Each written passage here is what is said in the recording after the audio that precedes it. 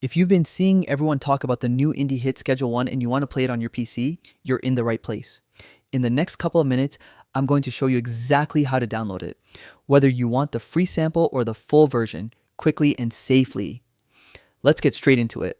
First, open up Steam on your PC. Once you're on the home screen, head up to the search bar, type Schedule 1, and the game should appear right at the top of the list. Now, you've got two ways to play this game. Option 1, the free sample. Steam offers a demo-style version that lets you try out Schedule 1 without paying anything. Just click the button that says Download Free Sample. Steam will automatically start downloading it to your library, and once it finishes, you can jump in and play instantly. This is perfect if you just want to test the game out before committing. Option 2, the full game. If you already know you want the complete experience, click Add to Cart. Then select View Cart, choose your payment method, and complete the purchase. I'm using my Steam Wallet balance, but you can use whatever payment option you prefer. Agree to the terms, finalize the purchase, and you're done. Right after that, Steam will show you a button to install the game.